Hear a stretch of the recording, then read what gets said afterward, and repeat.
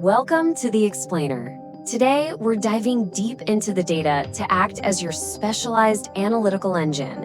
And we're decoding the systemic drivers behind that absolutely unprecedented employment visa advancement we saw back in April 2026. Now, if you've been tracking these metrics, you know that sudden opening of the gates took almost everyone by surprise. But look, to truly understand what's happening here, we can't just rely on surface-level optimism. We need to strip away all the noise, ignore the filler, and look straight into the structural mechanics of the system itself. To really grasp the sheer scale of this anomaly, we have to start with the ultimate bottleneck: 140,000.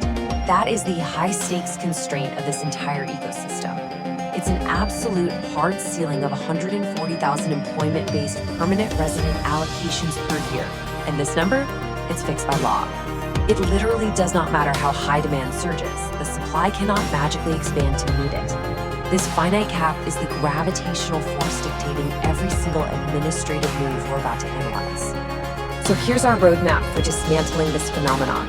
We'll quickly cover the April 2026 anomaly itself, then uncover the hidden mechanism of paused consular processing, look at the internal strategy to prevent visa waste, expose the massive hidden backlogs, and finally calculate the imminent retrogression risk.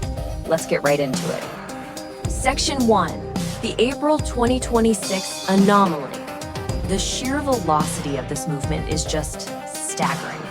Think back to March 2026.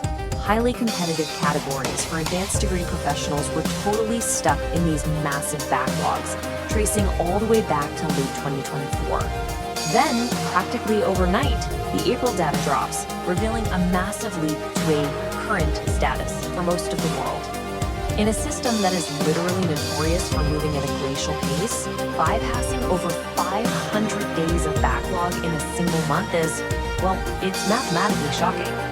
Now, for the data nerds tracking the intricacies of this system, that current designation is basically the holy grail. It's a flashing administrative signal that a number is immediately available for processing, which effectively eliminates the theoretical wait line. It means the administrative dam just broke, allowing active qualified applicants to finalize their paperwork right then and there. But the real analytical question we have to ask is, why did that dam break?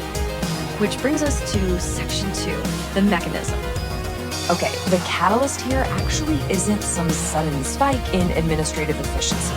It's entirely geopolitical. Since early 2026, executive actions essentially paused or flat out banned overseas consular processing for applicants from approximately 90 countries. This right here, this is the non-obvious detail that changes the entire equation. The system completely relies on a steady flow of international processing to consume that 140,000 quota. So that current status we're seeing, it's an artificial constriction of global supply. It is a direct, artificial side effect of blocking tens of thousands of international applicants at the consular level. By freezing that international pipeline, authorities suddenly freed up an enormous chunk of quota numbers for everyone else, specifically the folks already positioned domestically. It's not an organic drop in demand, it's a localized surplus created by a global blockade. Let's move to Section 3, the underlying strategy to prevent visa waste. To really get the mechanics of this, you have to understand the fiscal calendar pressure. The fiscal year kicks off in October. By the time April and May roll around to the mid-year point, the administration is operating in full-blown panic mode. Why? Because any of those 140,000 highly coveted allocations that are left unused by the end of September will permanently expire. They literally just evaporate. And in a system plagued by years-long waits, wasting these numbers is an administrative failure they are absolutely desperate to avoid. So watch this sequence of events play out. First, those consular bans block the standard international pipeline. Second, excess numbers sit idle, threatening to expire by September. And third, to keep these stranded numbers from going to waste, the agencies artificially dumped them into the current pool. They explicitly prioritized immediate utilization by domestic applicants over historical, chronological processing queues. It was a desperate dash to zero out the inventory before the clock ran out in September. Which leads us directly into Section 4, Hidden Backlogs and Systemic Strain. See, while that current status looks like a golden era of efficiency on paper, it completely masks a severe and worsening structural strain operating just beneath the surface.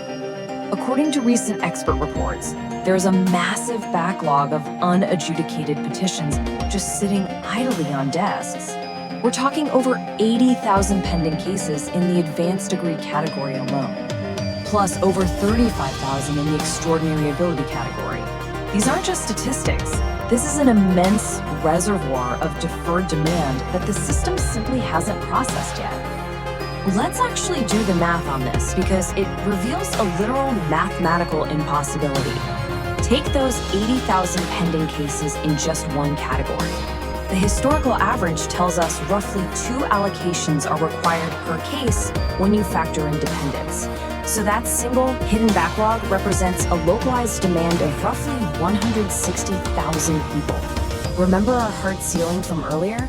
The total annual global quota is 140,000. That means a single unadjudicated backlog already mathematically eclipses the entire global supply.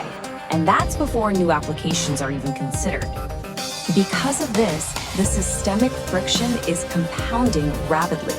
Official processing times have more than doubled over the last 2 years.